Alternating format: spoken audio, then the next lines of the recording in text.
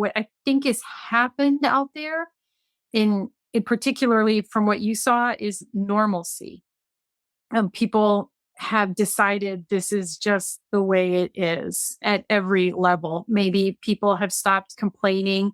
Maybe people have just decided they're not going to get decent produce. Maybe the carriers have decided they can push it.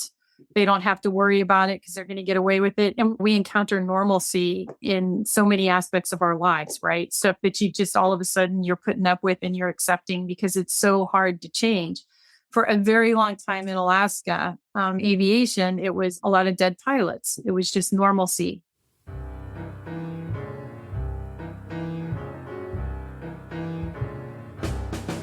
Welcome to the East Anchorage Book Club. I'm your host, Andrew Gray.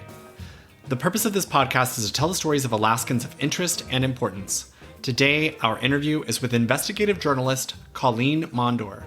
Colleen, who is also a pilot, primarily writes about aviation safety, but in 2020, she published an article in the Midnight Sun called Everything You Ever Wanted to Know About Alaska's Bypass Mail.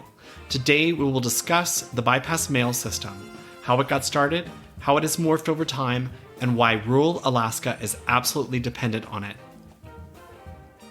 Colleen Mondor, welcome to the podcast. Thanks for having me. Let's start off by learning a little bit about you. Where are you from?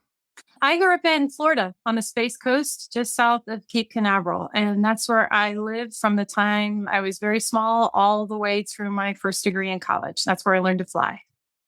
And tell us a little bit about your interest in aviation and how that got started and how that manifested.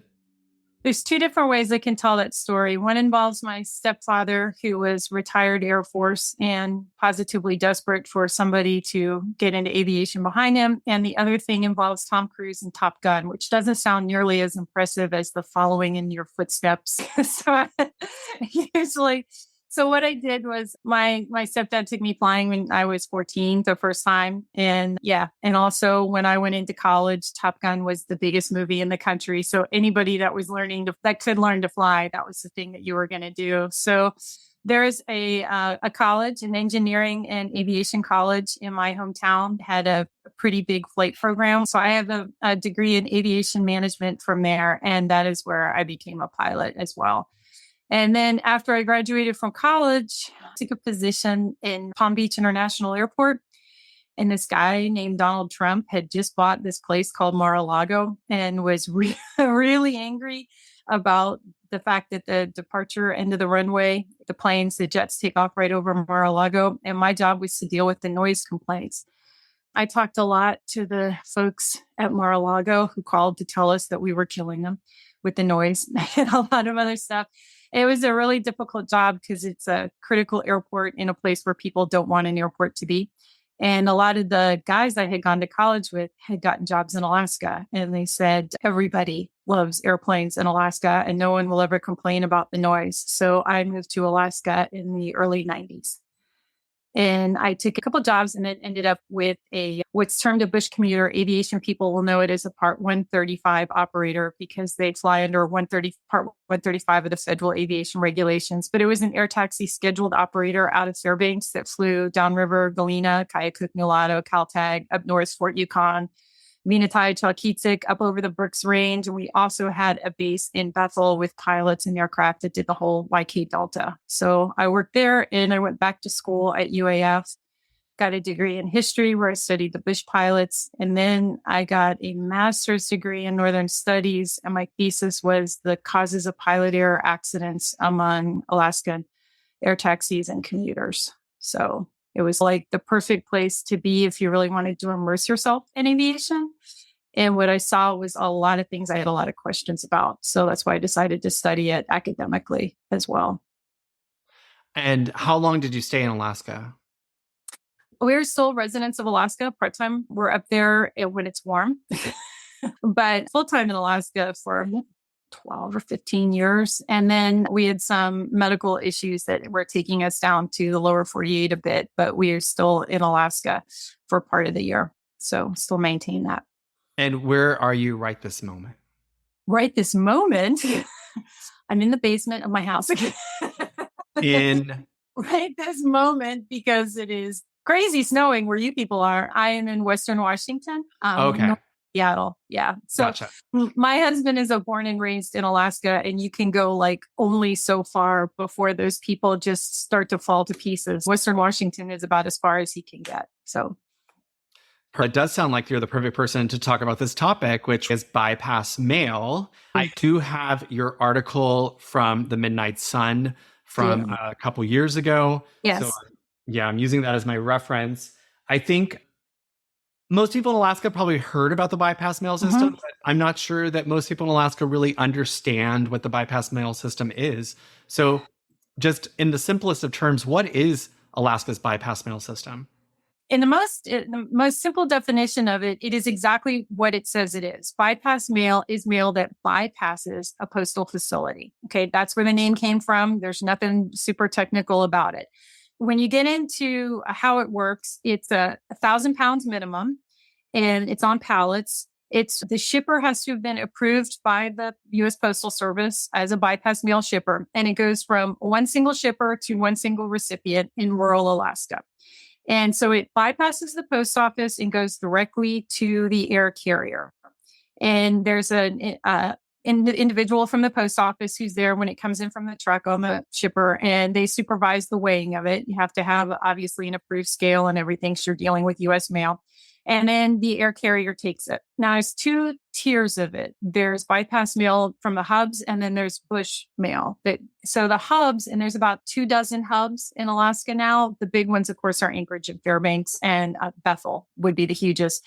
So it goes out to the hubs on 4 different carriers, and that is Alaska Airlines, and then you've got the cargo carriers, Everett's, Linden, and Northern Air Cargo. I'm honestly not sure. Raven used to. I don't know if it still is. It should be, but I'm not. So much has changed with Raven in recent years. I'm not sure what its status is as a hub carrier at this time. It goes out to the hubs, and they're paid. Those carriers are paid a certain amount by pound by the postal service. And then once it gets to the hub, it goes down level, and the bush carriers take it from there. And that's where you have a whole bunch of different smaller carriers that fly out to the villages with it. The reason the hub guys can't is simply because the airports in the bush cannot handle most of them the size of aircraft. They can't take a 737. And that'll be obvious to everybody that's ever been there. So there's some places that do get bush carrier mail direct, like from Fairbanks, straight out of there. So that's how it works. And so on one level, it's simple because it's just 1,000 pounds or more. It could be 10,000, could be 20,000, however much the store orders. So it's pretty basic. Here's the boxes. Here they are on the pallets, and here they go. But on another level, it's incredibly complex. And that's when you start to look at how the impact that bypass mail has on multiple facets of Alaskan life and how unique it is to our state compared to the lower 48. And I think it's important to note that bypass mail only exists in Alaska, correct? Yeah, only in Alaska. Yes. And it made the news in 2019 when we got a new postmaster, which was Louis DeJoy. And he really wanted to eliminate the bypass mail system because the quote that you had is, well, he called it an unfunded mandate that costs $500 million a year. And I think that brings up the question. So you said that the carriers get paid by the Postal Service because basically they're delivering the mail for the Postal Service. What it is non-priority mail. It's just a specific type of non-priority parcel post mail, but the carriers we're already flying priority mail. We're already flying non-priority mail. This is just in Alaska, there's another type of non-priority mail, which happens to come in a pallet with 1,000 pounds, shrink wrap, one shipper, one recipient, that type of thing. But it's still it's parcel post. No. Let's jump back. So the first mail flight was 1925 with Eielson.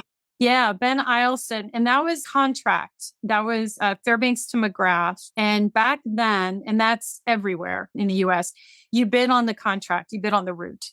So what Ben Eielson was doing was competing with the dog mushers and proving that, but these are open, this is an open cockpit airplane. It was pretty intense. And he was proving that an airplane and a pilot could do the job that mushers could do. And then it just continued on from there in Alaska, as it did in the US, but in the lower 48, it mostly spread out on trucks. In Alaska, it spread out on aircraft.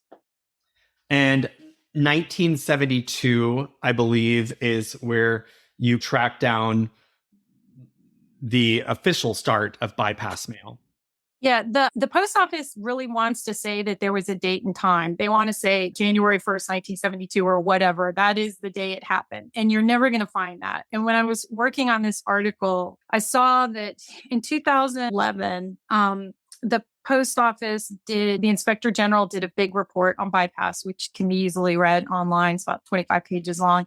And they dated it specifically to 1972. And I was like, great. It's not in the Federal Register. It doesn't exist. And so I went and talked to people that were both flying in the 70s and also people that were working for the post office in Anchorage in the 70s. And what you have is this actually more of an ambiguous date. And I think I understand why the post office doesn't like it, because it's a very unofficial, like Alaska started doing something without asking permission kind of beginning. And they don't like that. And I understand that. So what happened in the early 1970s is there was just a huge increase in parcel post mail out to the bush. And it's probably partly or largely because of the pipeline. You just had a lot more people up here. There could be other reasons as well. I don't know. It just started happening. And Anchorage is the main hub. So Anchorage is having to deal with this parcel post mail. So at that time, parcel post in Alaska was exactly like the lower 48. It's a 70-pound box of certain dimensions, 70 pounds at the most. And you go into the front door and you walk up to the counter and you say, I want to mail this box from Fairbanks to Fort Yukon. Okay.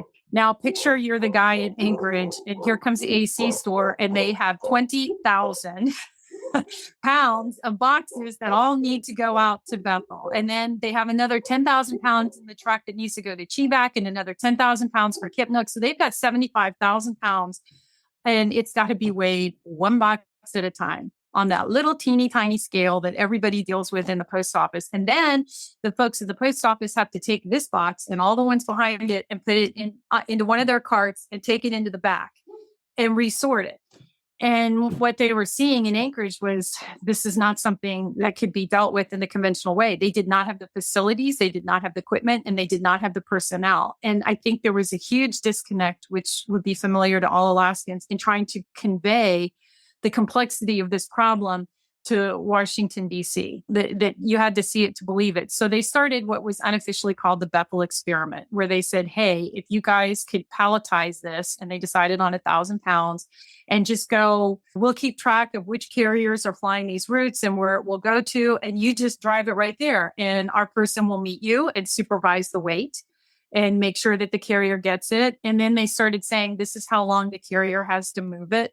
Which you always have a time frame on priority and non-priority mail. So it just started, it like they eased into it and it was working. And so then by the time you get into the 80s, the post office says, okay, this is happening and we don't know any other way to make this system work. So let's formalize it.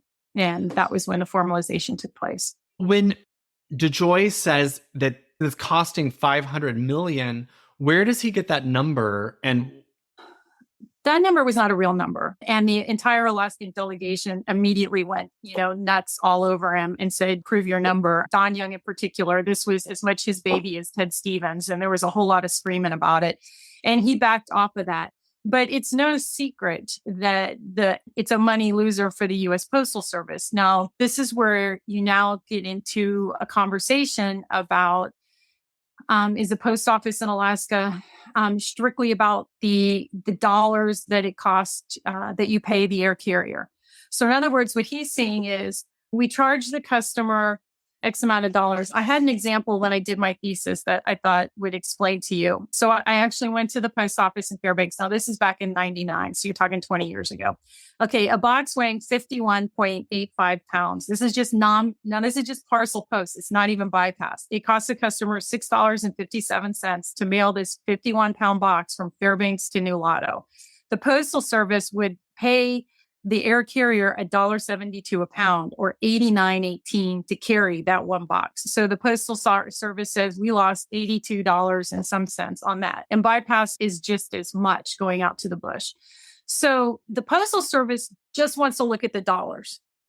And they say, look at this is outrageous. And in 2011, there was actually a House subcommittee hearing about this, in which they had a representative from ACE who had actually previewed Alaska Central Express, who had previously worked at the post office for decades. And they had somebody there from Alaska Airlines, somebody from Department of Transportation, and then Congressman Young and Senator Begich at the time.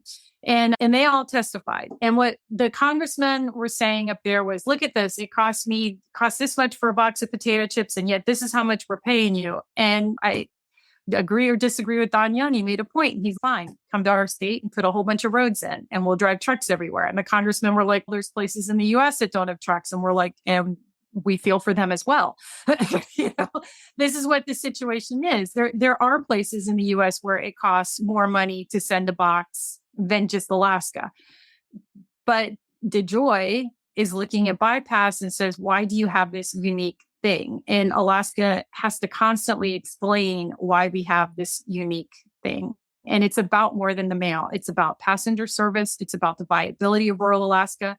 It's about the long history of the U.S. Postal Service in aviation accidents in Alaska. So you also get into airline safety. And the post office doesn't like hearing that. They just want to look at the economic end of it. They don't want to talk about anything else. And they certainly don't want to talk about the cost of building a lot of warehouses in Anchorage or Bethel. I want to talk about, I guess it was a scandal in 1988 when the Bush consolidators mailed 530,000 pounds of concrete blocks from Anchorage to Wainwright. I don't say, you say scandal. I think that story is hysterical. I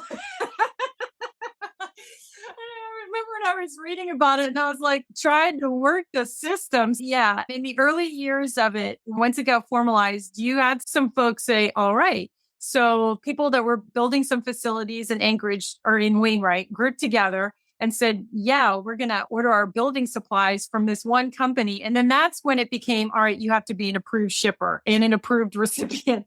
You can't just get you and your buddies together out in the bush to order. But 500,000 pounds. So that caught the attention of the postmaster himself and said, this is not going to continue. That was probably the worst of it. There was definitely some skeevy stuff that went around in the 80s, but it was the pipeline days, Andrew.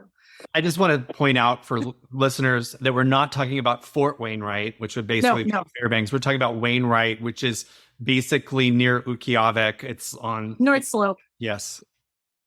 Yeah, so it's a small village that got 500,000. So I don't know how many people were building their houses up there or exactly what the situation was. It's like here, and I tracked that down in the Newsminer and stuff. It was big news at the time. It was not something that stayed a secret because I'm sure that the carriers involved were like, I can't believe what I'm looking at here. So how he thought he was going to get away with it, but he did. He worked the system, and then that loophole immediately closed right behind him, and the company actually went out of business. That was the end of that. Per your article, there was fear that this, I guess, you used the word scandal in the article.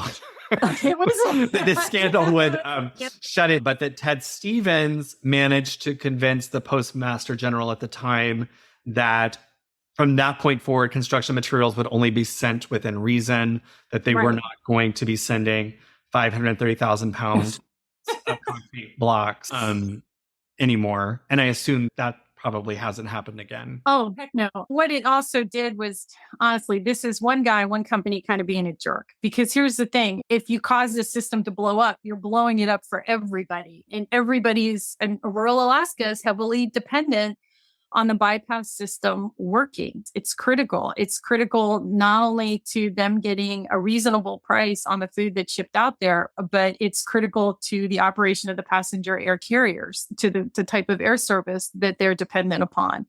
If you had just a few guys that were in it just to make a bunch of money and go, it was going to hurt Alaska. So it was no surprise that Ted Stevens went nuts on this situation. Anybody that ever worked with him would have expected that. I want to talk more about Ted Stevens, but not right this moment.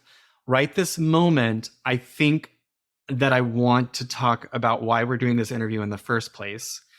because you just talked about anything that drew attention to bypass mail as Right. potentially blowing it up. And Right. I was in Bethel a couple of weeks ago. I went with a group of folks who were looking at food security. We were examining basically the pipeline of food Mhm.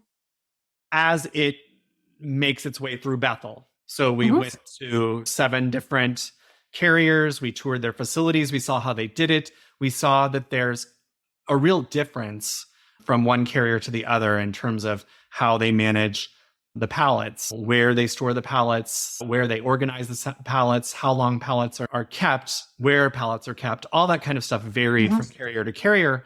And of course, this has an impact because if you have perishable food, Mhm. it can arrive spoiled. And we Right. actually saw that happen. There was talk from some of the folks on that trip where they said, we don't ask too many questions about bypass mail or complain too much about what Mhm. happens with bypass mail because we don't want to lose bypass mail. It's it's a okay. So you have there are strict rules. Okay, aside from the size of the pallet and everything else, the hub operators, the big guys, have 24 hours. So when the postal employee supervises the weighing of that 20, 30, whatever thousand pounds that is going to the hub, which is all they care about. So we'll say Bethel is going to Bethel. And then maybe that from that point it's going to 7 or 8 different villages. They have 24 hours from the time of receipt in order to move that entire shipment. And if they don't move that entire shipment in that a period of time without notifying the post office as to what the situation is, and we'll talk about weather here in a second, then it gets yanked. And the post office will say, okay, Alaska Airlines, you couldn't move it in 24 hours. You still got 7,000 pounds left. We're going to give that to Linden. Okay. And then it'll go. So you lose it. You don't get paid for it. And now it's a bonus to Linden. And it's a bonus in that the post office tries to keep even how much everybody gets going to a certain route. So if you have 4 of them flying into the hub, I'll just make up a number and say everybody gets roughly 100,000 pounds a year. And that's a totally made up number. Okay. But if you lose it, that comes out of what you were getting. So now Linden is getting 7,000 more. Okay. But that still came out of your roughly 100,000 that you were going to get. Post office isn't going to try to make it up. And now Linden got themselves a bonus. So transfer is something that happens. Now, once it goes to the bush carrier, they have 36 hours from receipt to delivery point, and the same rule applies. As far as finding out when it doesn't get there, that would be the carrier is supposed to notify, and they will do that if there's a big problem. Now, say you got 1,000 pounds and you have 20 pounds of potato chips left over. You're probably not going to call the post office. And honestly, the store's not going to call the post office because 20 pounds of potato chips is like a nightmare. And they know that this is going to go space available and it'll get there. But 500 pounds left over, if the store doesn't get it, the store will call and they will say, we didn't get our order. Okay. So that will happen. Now, weather is where it gets tricky.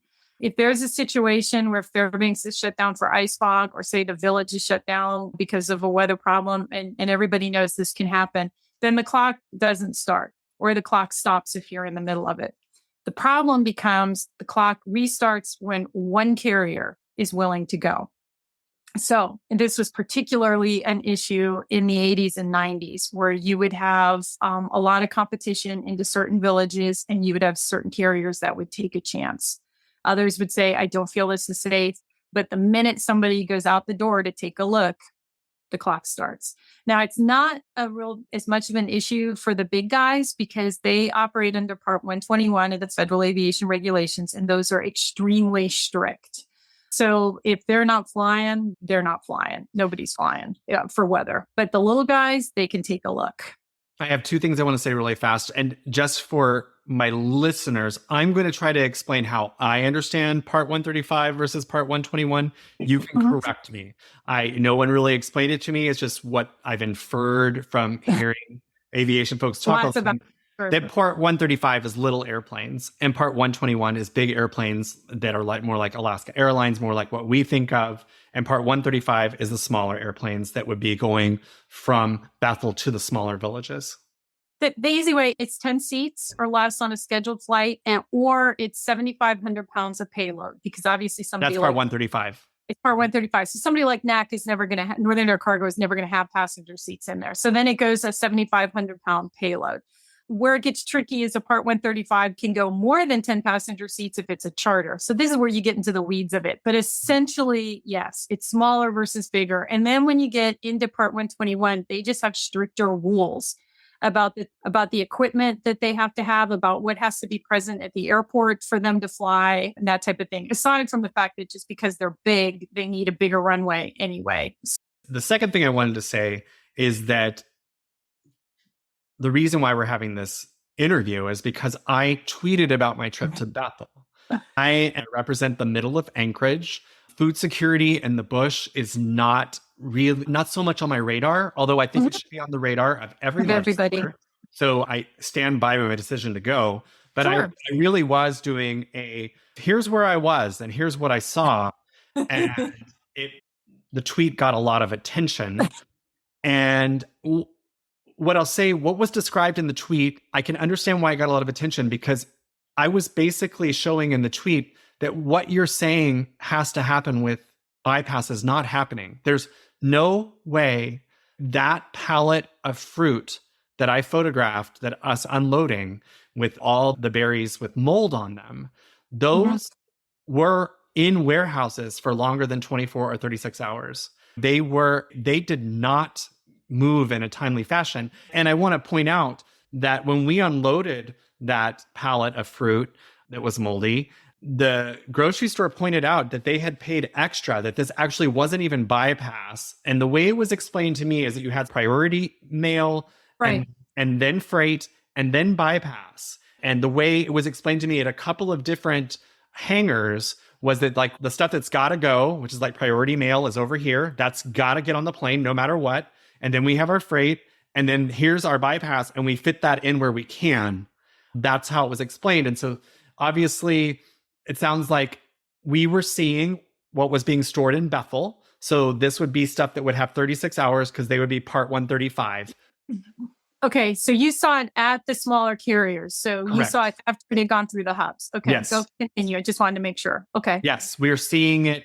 What we were touring was the hangars that were going to be taking stuff from Bethel on to whether Cooper Bay or wherever. Sure. Okay. All right. So there's a couple different things. Priority mail is dispatched to the carrier that makes the first flight of the day to that destination. Okay. Because I'm familiar with Fairbanks, the mail that goes to Galena, that goes on the carrier that's in there, number one. So you might have, say, 3 carriers that fly into Galena that day. When I worked at the company I worked for was called Larry's Flying Service, we had a flight that departed at 6:30 a.m. So we got the priority mail for every one of those villages. It was an all cargo flight and it was out the door with that. So priority is exactly in Alaska what it is in the lower 48. It's the fastest. Okay. And then after that is non-priority. Okay. Just regular non-priority, not bypass. And that's just typically parcel, just like you do anywhere else. You don't want to pay for priority service. You can get there in a couple of days. Okay. So non-priority mail is supposed to go then on the next flight. And it might go out on that early morning flight with the priority you get it. Now you get a dispatch in the morning, you get a dispatch in the afternoon of more non-priority from the post office. You go twice a day if you're a carrier to pick this stuff up.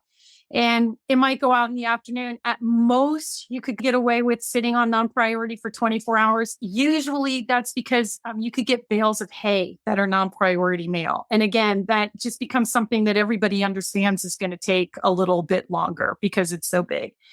Okay, freight is you and I paying a specific carrier a specific amount of money to haul a specific thing. And that could be a snow machine or a bicycle, or we had an entire wedding cake. We had 500 pounds of pumpkins for the Ruby School Halloween pumpkin carving party, or it's cases of pop for a party that somebody's throwing, something like that, whatever, boat motors. It's Alaska, right?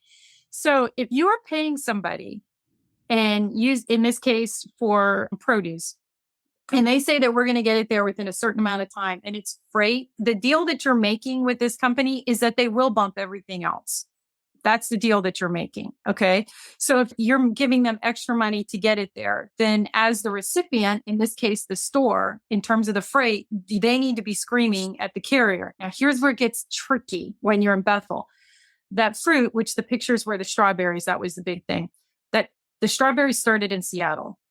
That's your first case. Okay. So now your first question is, were they fresh when they got shipped out of Seattle? Okay. That's the first question that you have, whoever you bought them from. So now it gets shipped from Seattle to Anchorage. Okay. So you want to look how long it took for the shipper to get it from Seattle to Anchorage, then how long it took from the shipper to get it from Anchorage to Bethel. Now, if all of this, we'll pick on Alaska Airlines for no particular reason, just because they're big, but there's no way that I have any way of knowing who was involved here. But say it was Alaska Airlines, and maybe you paid priority freight to have Alaska fly it from Seattle to Anchorage in a day, and then Anchorage to Bethel in a day, and instead they sat on it for 3 weeks. If they start saying, if the HUD carrier says we had to do this because of bypass mail, absolutely not. Dude, no, you don't get to get away with that. You do not.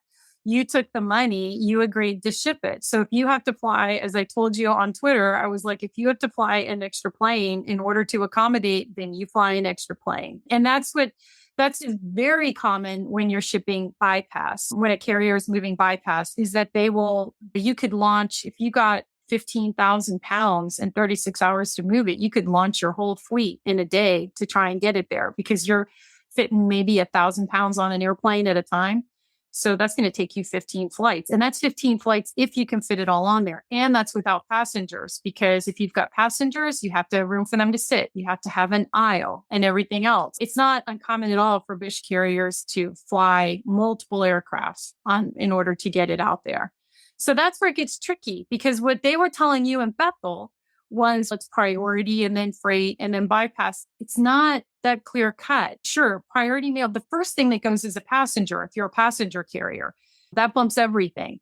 And then you fit everything else around there. But all of it is a choice. It's all a choice. What you're fitting, and it's a choice not to run extra airplanes to make your schedule. It's frustrating as just an observer, someone like me, to see all the Amazon packages getting priority when you could tell just from looking at the packages that these were clothes, these were electronics, these were not things that would lose their value if they arrived 2 days later, as opposed to fruit, which is losing its value.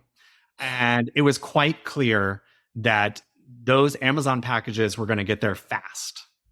And I'm not trying to demonize Amazon in particular. No, they're probably priority mail, I think. And it's priority mail. Okay, so bypass has 3 degrees. It's dry, chill, and freeze. And when you accept bypass, you have to prove to the post office, if you're moving bypass, that you have a way to keep freeze frozen, dry, which is canned goods and pop and stuff like that, and chill, cool. Okay. And you also have to show that it's in a place that, say, like mice and voles and stuff like that aren't going to be able to get in there. So you have to show, and the post office, when they're there, when you're accepting a shipment, they're low key inspecting to make sure all these things are true. Chill is historically a problem, because you're right. It's something that should be in a refrigerator. It's something that doesn't have much time to go. And you're looking at a strawberry that began its life in California. So by the time it gets all the way out there, how old is it? And everybody's got to be moving it with speed. Chill has always got to be the first thing to go. You always want to move it first. The system is not made to say that this priority box is of an item that is less significant than this 1,000 pounds of, we'll say it's 1,000 pounds of produce. The system cannot do that, because the system cannot look inside the boxes. That was going to be my question about that fruit, because we opened it and it wasn't just strawberries. There were blackberries. The blackberries were particularly disgusting. Like the blackberries, you could tell that the mold had been growing for weeks, maybe. It was like very significant. And that was the question is like, why did we spend money on the fuel it took to ship this from Anchorage to Bethel when it clearly looked like that in Anchorage? But I guess what you're saying is because no one's opening it and looking inside. Well, First, and let's be clear, this was freight. The situation that you saw was Yes, freight. it's freight. It's not U.S. Postal Service. Right. So that's a different thing. But first, you cannot open a box of U.S. Postal Service. That's a federal crime. And unless there is blood coming out of it, I can't think of a single instance when we certainly had situations where a pallet was not packed as well as it should and it'll partially collapse. And then you've got cans rolling out and you're like, oh, we got to deal with this. But you are not going to open that. Now, when it comes to freight, you have a customer, you have a personal customer. So the carrier in that case, if they were looking at a bunch of stuff that's rotted and say it was AC store that had ordered it, they could have called them in Anchorage and said, do you guys want to get in here and take a look at this and see what we're dealing with? For me, I think the smarter thing that the carrier would have done when they're dealing with chilled freight that is not looking good is to have made that call so they could say, this is not on us. Okay. We got this way. And if it's possible for you to see that, you certainly want them to know that. And we certainly had cases like that where we would get something that would be delivered to us to ship out to the bush and it was clearly damaged. And you're like, okay, we have to accept this, but we're going to call the customer right now and their cousin or brother-in-law or somebody is going to come down here and look at this and they're going to go after you. But it was not us that did it. There's no reason why the carrier shouldn't do that. The problem Alaska has a fresh produce problem. And I think it's very good, even though you're in Anchorage and this is in theory not your thing. But I think every legislator needs to see exactly what you're dealing with. You need to see how high the prices are. You need to see how long it takes. And you need to see what you can end up getting out there. And maybe then that would persuade them that some things perhaps should come just from Anchorage. And my utopian dream of actual greenhouses in Anchorage and the stuff's not coming from the lower 48.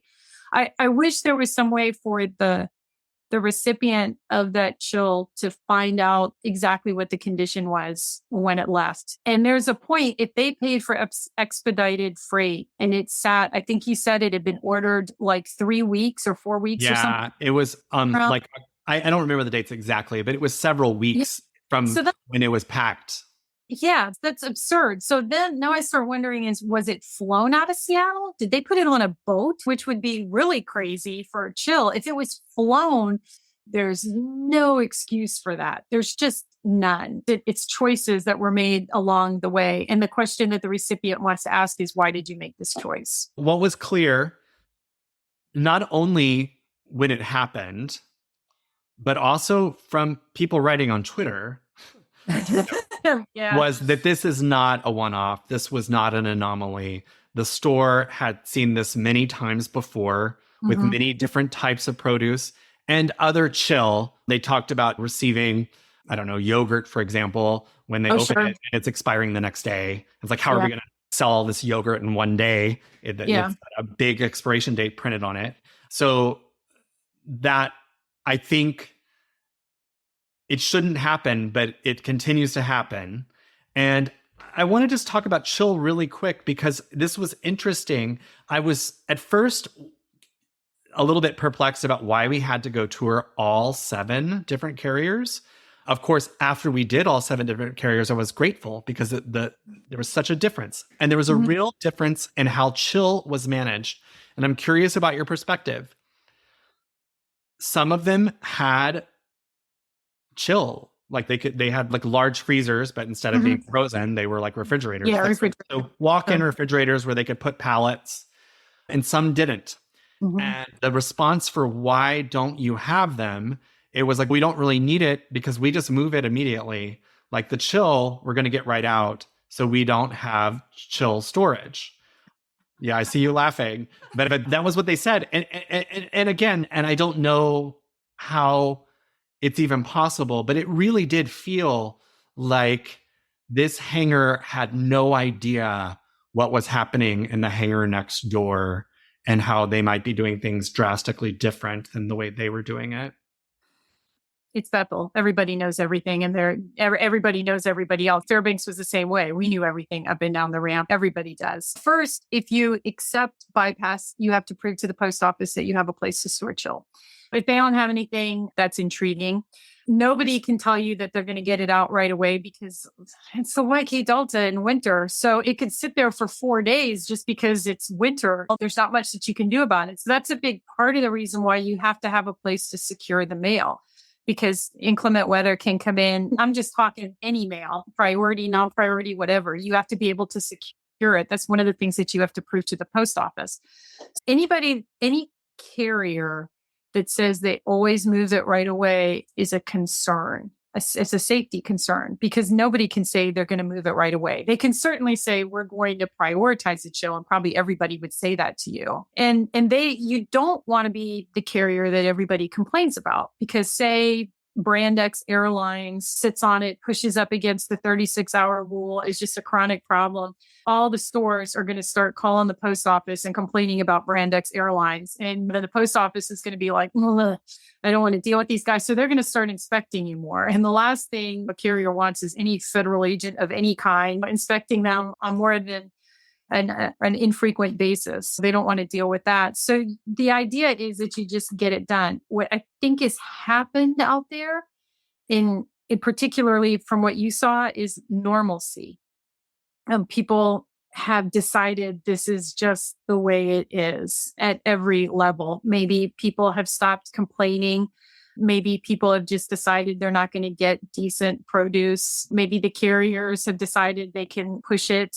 They don't have to worry about it because they're going to get away with it. And we encounter normalcy in so many aspects of our lives, right? Stuff that you just all of a sudden you're putting up with and you're accepting because it's so hard to change.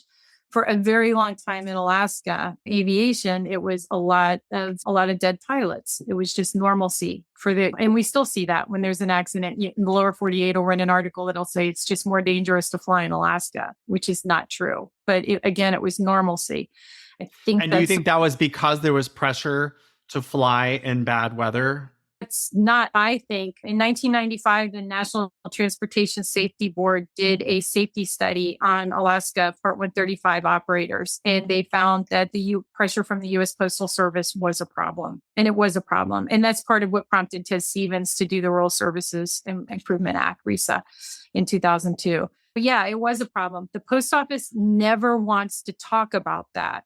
They don't want to talk about how aviation safety is partially tied to all of this, bypass, priority, and non-priority. They don't want to talk about how warehouses are. They don't want to talk about how forklifts are. All that stuff that you looked at out in Bethel, as much as you were saying, look, some of this system isn't working. Can you imagine if the Bethel post office had to handle all of it? Can you imagine if the post office in Chivac had to accept all the bypass and then the store had to come and pick it up from there instead of having it delivered straight to it? It would just be, I can't imagine that much more of a mess. I feel like on the one hand, you're saying that this produce has got to move. It cannot sit there for longer than 36 hours. But then on the other hand, we have to acknowledge that we have really real weather conditions, and that there was this pressure from the post office for people to take off when it wasn't safe. And so you can't have it both ways. Like, you've either got to recognize that sometimes this stuff is not going to move in 36 hours, or you're going to have pressure from the post office to move it as fast as possible because we can't break that 36-hour window. Okay. And again, if it's freight, it can just sit there because that's what the carrier decides. Nobody's leaning on them except for the customer themselves. And there is a point where I say it might not be feasible for certain things to be purchased by certain places during certain times of the year. And that's not fair. It's not fair. And that's where you say, okay, what could Alaska do? And I heard that from folks who live in Hooper Bay in particular. They said, we do not buy fruit in Hooper Bay, period, because it's disgusting. Yeah. So they wait until you go to Anchorage and you hit Sam's or Costco or whatever. Yeah. And you do it that way. And that could be something that happens. In terms of pressure, and I know this is real because I answered the phone and I know that it's real. So it's not secondhand information. What the post office used to do when you had a lot of carriers, and this is Bush, we're talking about Bush mail here, not the hubs, because the hubs has always been very tightly controlled with those large air carrier operators. So this is Bush mail. What they would do is they would call and say, you haven't delivered this, you haven't delivered that. Brand X down the ramp is going. And say you've been socked in, there'd been absolutely horrible weather in Galena and downriver or out of Bethel and Chivak or something, and nobody's going. And then the guys that are on the economic edge are going to take a chance. Now, here's the thing. The post office so they would call the post office and say, we're going to go. And then we would all get phone calls, transfer it down the line. And this would happen. I can remember it happening in lousy weather. I can remember it happening at 35 below. A single engine air carrier operator is going to go. And we were all operating twins and we weren't because of the cold. And we're like, not a good idea. Now he could go and say he doesn't get in, but he tried and he got all our mail for trying. Okay. So then what that does is it pushes everybody else. There were crashes. There were quite a few. There's a lot of crashes in the 80s and there's a lot of crashes in the 90s. And one of the things in that 2014 House subcommittee meeting that just, sent Don Young it's a great transcript. It's all online. Sent Don Young over the edges. He kept saying this is an air safety problem. And Darrell Issa was a congressman from California, was the head of that committee at the time. And he said, look, there's no reason for anybody to die for a load of soda pop. And you're like, well, you would think so, but I know people who have. And yeah. Did you lose friends? Yes. I wrote a book about my experience working for the company. And it wasn't people that I worked with. It was friends of mine that I knew with other companies. And it's called The Map of My Dead Pilots, because my friends and I realized that we could create a map of Alaska just if we marked all the spots of somebody that we knew that was killed in a plane crash. And a lot of times it is for these, what you and I sitting here would say is a ridiculous reason, but I've seen how that pressure can play on you. And then all of a sudden you want to be a pilot that gets it done. And it's very hard to stand up to it. We had a friend who didn't die. We were operating twin turbine aircraft, a big airplane, and Frontier Flying Service was right next door to us. They were the only other ones on the ramp with the twin turbines. So this is how pressure works. It was 35, 40 below. It's just crazy. Okay. It's just too cold to do anything. So our chief pilot says, okay, we're going to think about what we're doing. Go put the heat on the airplane while we think about it. So we put the heat on the airplane. Now we found out afterwards, Frontier sees us go out and put the heat on the airplane. And they're like, oh God, they're going to go. We have to put the heat on our airplane or we're going to lose all the mail. And it's been cold for days. So stuff is stacked up. Right. So they put the heat on our airplane. Now we look next door and our cargo guys are like, hey man, Frontier just put the heat on their airplane. And our chief pilots, crud, they're going to go. Now we are doing this to each other, right? That we're going to go. So now word has gotten back to the post office that both of us are going. So the post office from Fairbanks calls both of us and says, are you guys going? If you're going, then everybody's not going, their mail is going to come to you. We were both going to Galena. So it's for everybody else as well. So basically we were hauling stuff down to Galena to stage it for the other villages. And then a friend of ours who worked for a single engine carrier decided that he had to go. So you've got two Beech 99s, which are big twin turbine airplanes, take off in this little puddle jumper. And he got into Huslia and his fuel pump froze and he crashed. And they came out and got him on snow machines. Our guys were in Galena at the time, and so was Frontier. And they came and got him. He was okay. He had the mail. So he's unload the mail first. So they unload the mail. He goes and spends the night at the school in Huslia. So the next day it's freezing and we're like, we're not going. And he calls us from Huslia and says, get down here and pick me up. And if you guys come and get me, he says, our chief pilot, I will take you out for beer and dinner and everything else. I want me to be stuck down here because it's supposed to get even colder. He's I'm going to be down here for a week. I got a life. So we flew and we went into Huslia. It didn't even turn off one of the engines, which the pilots hearing this will understand. Didn't shut down one engine. He comes out and gets on the plane, and with him is the priority mail from Huslia going to Fairbanks. And the rules don't say it has to be on my airplane. My company's getting credit for this. We were laughing. So he comes into town. We were like, what? His name was Ken. We're like, Ken, what were you thinking? And he says, the economic pressure that was brought to bear upon my company made it clear that I had very few options when you guys decided to go. Now, keep in mind, we never wanted to go and Frontier never wanted to go, but we all convinced ourselves.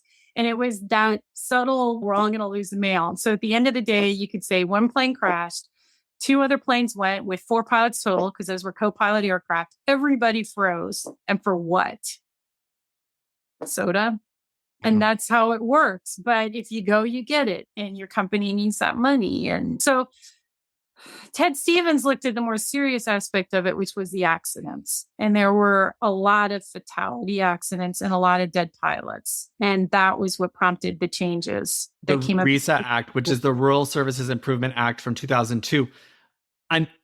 It's interesting because having read your article, it seemed that, and you can correct me here, what I got from this part of the article was that RISA really incentivized the large carriers. It really hurt the small carriers.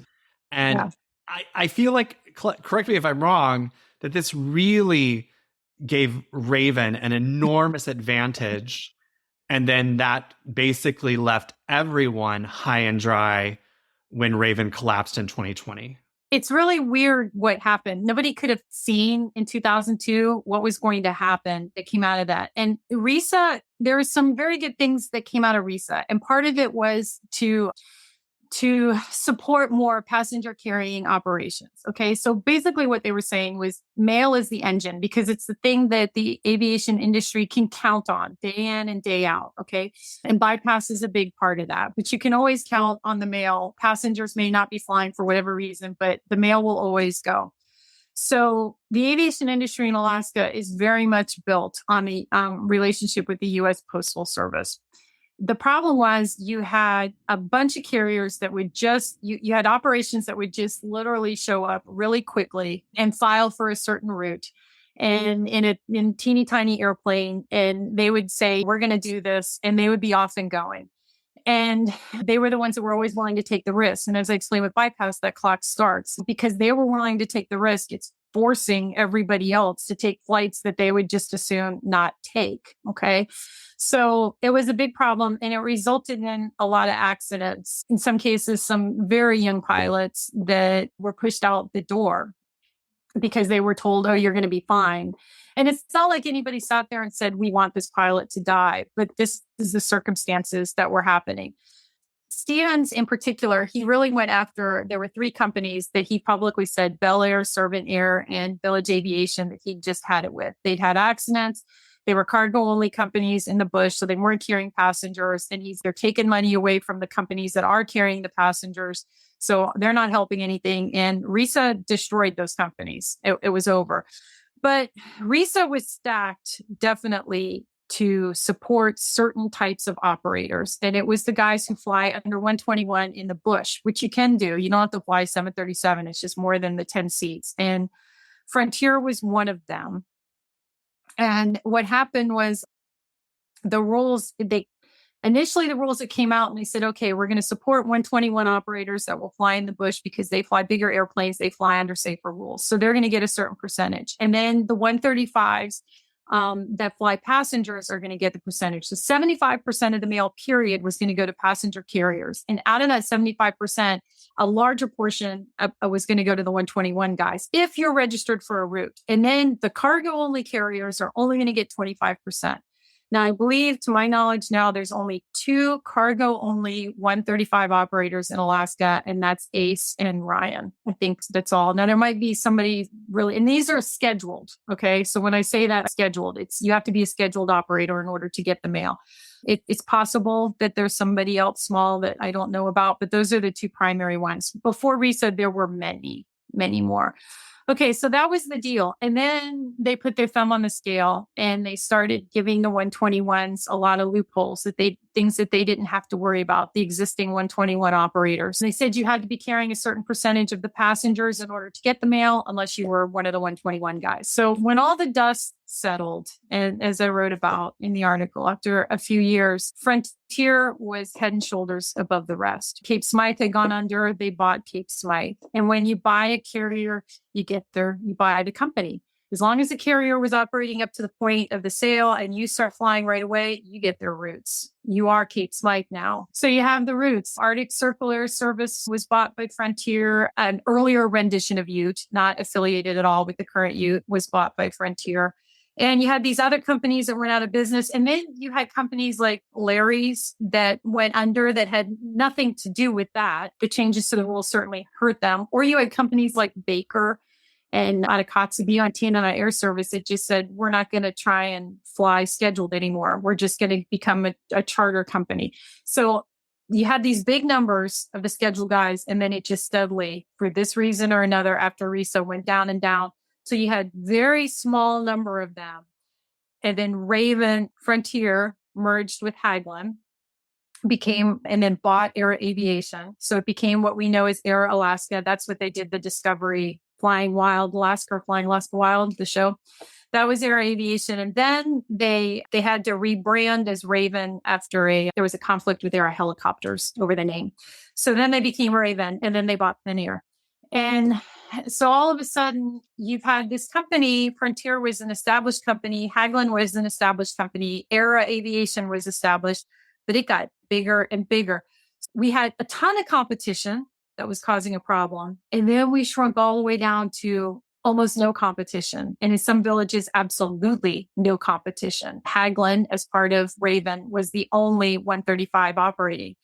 And then when they parked, the U.S. Postal Service looked at the rules of RISA. And according to the rules, you had to fly a route for 12 months in that aircraft before you could carry the mail. I don't know if you remember the mayor of the North Slope Borough took the keys to the Raven hangar. There was a big thing. Okay, there was a big thing that came out where he took the keys. That's because there was tens of thousands of pounds of mail stuck in Utqiagvik that had not bypassed, and that was destined for a wing. Right, when Raven collapsed. Yeah, when Raven collapsed. And they found out that they hadn't been moving the mail. It had been sitting there, but they were the only show in town. So all of a sudden now, what stepped up was Ace and Ryan and Wrights and Warblers and Bering and Grant. And so now all the 135s that had been shoved down had to step up and clean up the mess again. RISA was very necessary because of what was happening in the 1990s, but it's a very fine line, that perfect level of competition, that perfect level where the post office can assert pressure, which they will deny they ever assert. The post office will always say that they cannot make a company fly. They cannot make a pilot fly. The company decides, and it's always on the pilot. It's pilot error if the pilot crashes, and the NTSB will agree with them. So it's very hard to prove that somebody was pressured to fly, because you literally have to be told fly or you're fired in order to prove it. And this is subtle. So yeah, now we're in a weird spot, Andrew. Do you think it's better? I mean, do you think like the collapse of Raven and having other folks be able to like take a piece of the pie is probably better for the system as a whole? I think we'd all agree that competition is always good. There should never be with very rare exception where maybe you've got a very small village, there should always be some degree of competition. I think that's necessary, because here's the case that you're talking about with this bypass. So you might have a 36-hour rule. Who are you going to transfer it to?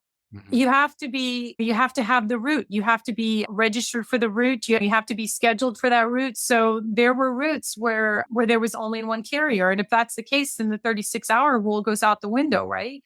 Because who's it going to go to? So competition is good. It's just, you got to be careful.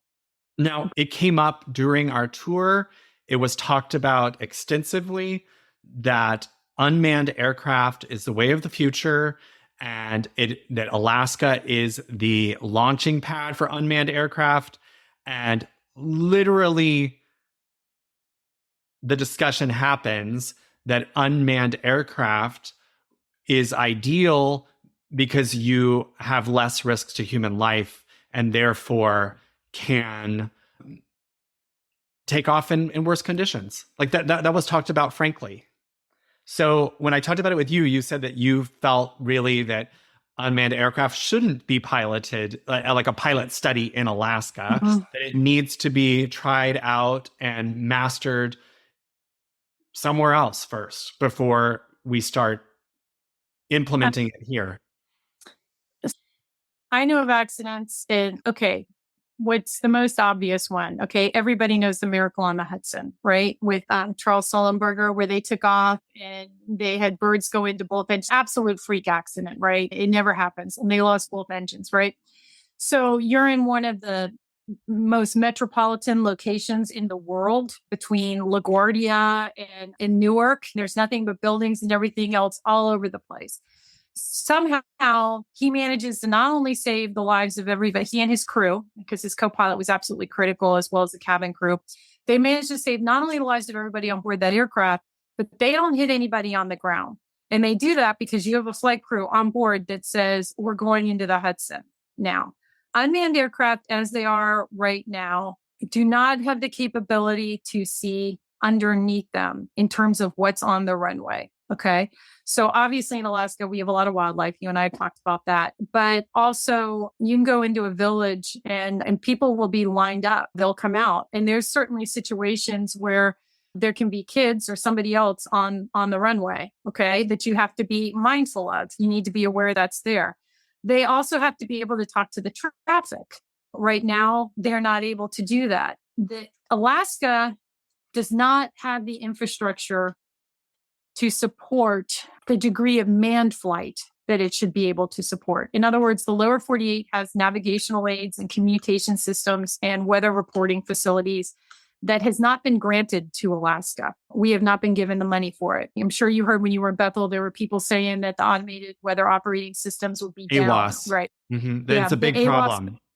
And it's a big problem, right? And the FAA for the longest time will say it's there, so we put it in there. It doesn't work. And if it doesn't work, you don't have certified weather, which means you can't file an instrument flight plan to fly there, which means now you're stuck flying under VFR, which is now we're stuck back and go see and take a look. And that's 1950 style flying. So we have not been granted the navigational aids for people to fly airplanes. But somehow I'm supposed to say, oh yeah, this unmanned thing will be great, even though it is even more dependent upon that system than people are. It's got to be able to talk to tower. It's got to be able to file and fly via instrument flight rules. It can't operate in most of Alaska the way it is right now. The model as it was described, and I'm saying this for folks out there, when you hear unmanned aircraft, you probably think of drones. But right. You should think more about a self-driving car. However, I guess their sort of middle ground is that they would have an unmanned co-pilot. So you'd have a pilot and an unmanned co-pilot who's actually a real pilot who is just maybe in the lower 48. But in Alaska right now, Merlin did tests this summer. Okay. They had to have, nobody has been approved for unmanned flight with any kind of mail or freight or passengers. That just hasn't happened in the United States. Okay. So Merlin is a company that was up there this summer and at Fairbanks, because there's a big drone program out at UAF. But they'd have a human pilot on board, a human pilot who was rated. This was in a Cessna Caravan, very common aircraft in Alaska. And he was rated in the Caravan. And also he was responsible for the FAA for everything that happened. So these unmanned flights also had an actual human rated pilot who was 100% responsible for everything that happened in the plane, which to me that's not an unmanned flight. That's a person who was totally and fully responsible in there. But the other thing that I come down to at the end of all of this is, great, all these accidents that have happened in Alaska history, and they're miserable and they're awful. How many times has somebody crashed into a school? Doesn't happen. And I know of pilots that have been in accidents where we've heard from the ground that they made options to go into the water instead of into buildings because that was what they could do, maybe to the loss of their own lives, because that was what they could do. I'm supposed to trust an unmanned aircraft in some pretty amazing weather conditions. And the argument that they're making for it is, oh, we won't have to abide by the safety regulations as much. And I'm like, holy crap. So basically what we're saying in terms of normalcy is, okay, we can't fly as safe as we should. So we'll take a step back and we'll just be less safe. We'll just say, okay, you guys can go out there and fly in more dangerous weather conditions. Why can't we all just agree that maybe we need weather reporting everywhere and we need IFR approaches everywhere, and everybody should be able to talk to Anchorage Center? There should be no black communication holes. I can go on about this for an hour and a half. So why can't we do that? Why can't that be the solution? Mm-hmm. But instead of saying, oh, we're going to test drive unmanned aircraft in Alaska, you're not going to get me on board with that. No. As we get towards the end of our time, I want to move back to moving produce. Can you just talk a little bit about how you guys organized the pallets in Fairbanks? Because I think one of the things that you were surprised by was when I mentioned that some carriers were prioritizing pallets on the tarmac. They were not bringing them into the hangar. And that's how produce was potentially being out in the elements for a couple of hours at potentially minus 20, which obviously fruits and vegetables are not going to do well. No, you're 100% correct. Okay. They all have hangars because, as I told you when we talked about this earlier, you can't turn wrenches on an airplane at 25 below or in a snowstorm or whatever. Mechanics need hangars. They need heated hangars. They need that space. So everybody has to have a hangar of some size. So if they're making the option the only time that we had bypass going out on the ramp was when we were loading. Okay, that's when it went out. So the plane is there, the plane is going out in an hour, and you use the forklift and you take whatever pallet you're going to mess around with. And maybe you've already torn that pallet apart because your cargo, the folks working in cargo have an idea of passengers, no passengers, what they can work with. So they'll do that typically in the hangar, and then they'll bring it outside. In the summertime, you don't want the stuff to be outside for an extended period of time because animals, and not even big scary animals, just little invasive animals, you don't want it out there. And then in the winter, you don't want it out there for all the obvious reasons. So if they're making a choice to have chill out on the ramp, I don't understand why they're making that choice other than they've gotten away with it in the past. Again, that's a normalcy thing. If the recipient is aware of this and that this is what they're doing, then they're obviously deciding it's okay. I think that the recipient of that shipment should be complaining. And I'm honestly surprised at the post office because the Bethel post office is pretty vigilant.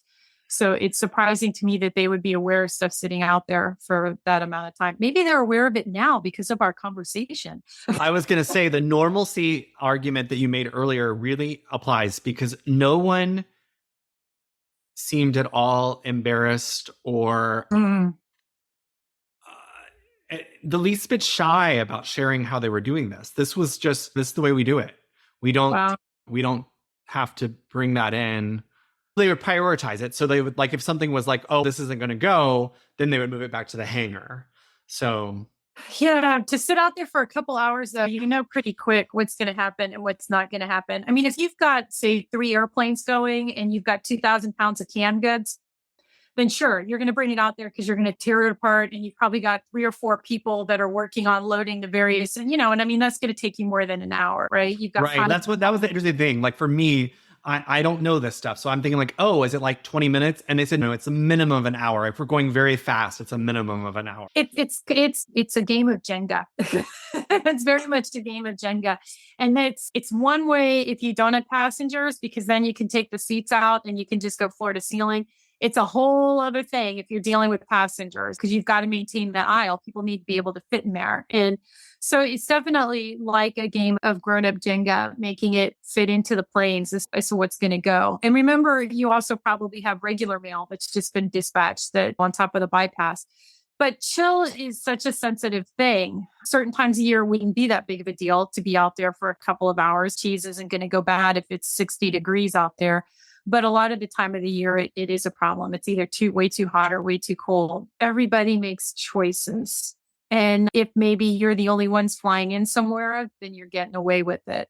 And I don't know what the situation is as far as competition for every village out of Bethel. That's something that the folks on a committee that is looking into food security should be aware of. They should care about this stuff.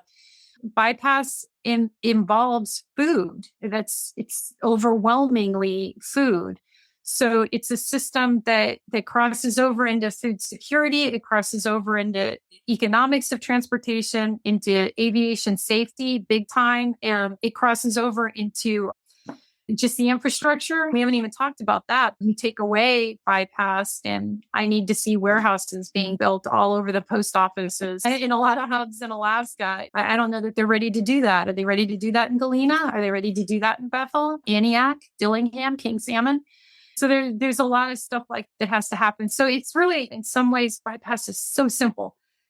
In other ways, it's just this thing that spreads out in a million different directions. And you have to, as you saw, you have to stand there and see, oh, This is where it comes in. And now you were looking at all the nitty gritty on the ground details of it. You were in like the really close up questions, not even the big questions. And it's Right. complicated. And I think to talk about the price of food, to talk about that particular pallet that we opened and what the grocery store manager told us is that we said, well, you don't have to pay for this because this Right. food is spoiled.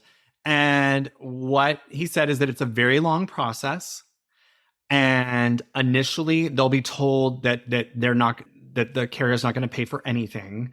And he said, but ultimately, I can tell you, I've done this a million times, we won't have to pay for that shipping. But Right. we're still going to have to pay for the fruit.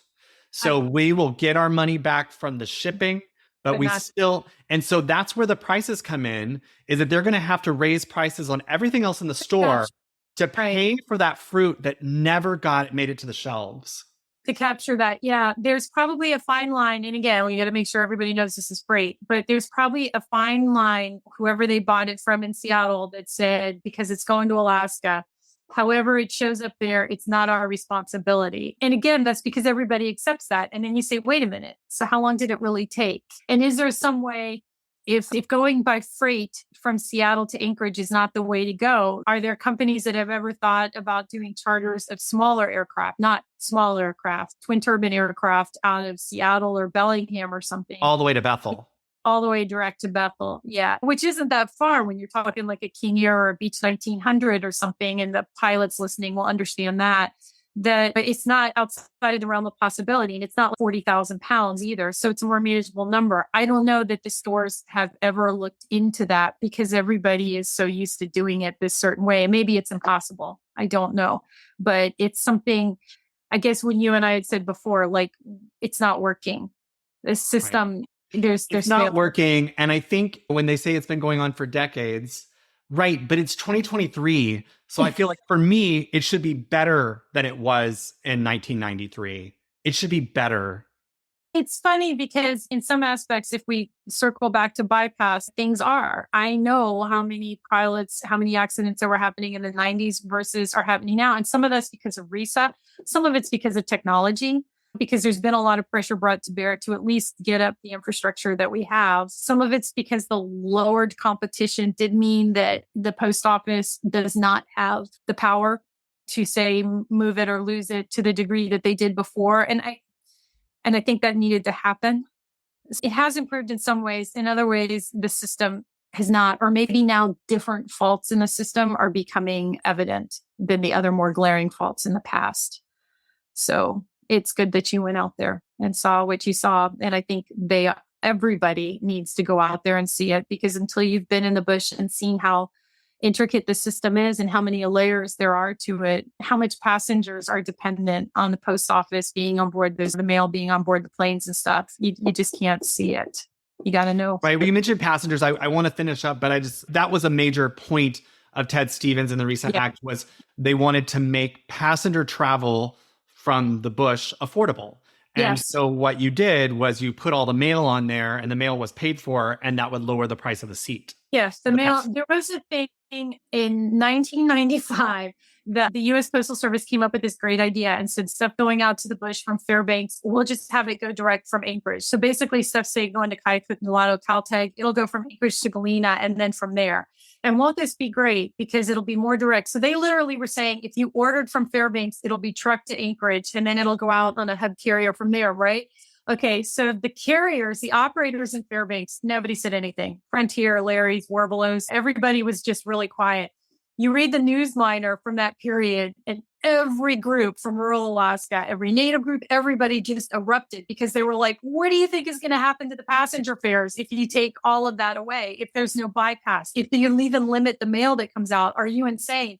And the post office was like, we're not in the passenger business. And they're like, in the state of Alaska, it's all interconnected. You guys cannot do this. And so it's bypass is part of the stool, and the U.S. Postal Service is part of what makes rural Alaska function. But the air carriers are on there, passengers are on there. And if you take one leg, if you take bypass out of there, it can't stand. We need it. It's a key component to making rural Alaska thrive.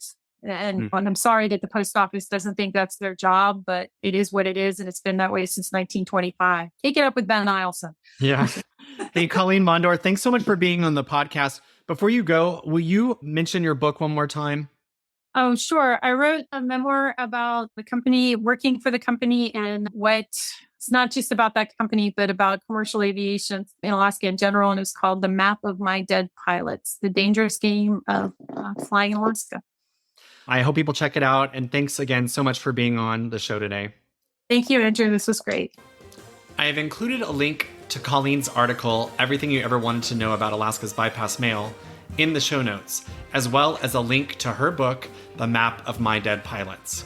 Thank you for listening. If you like what you heard today, please subscribe, rate, and review us. To contact me, email eastanchoragebookklubb@gmail.com.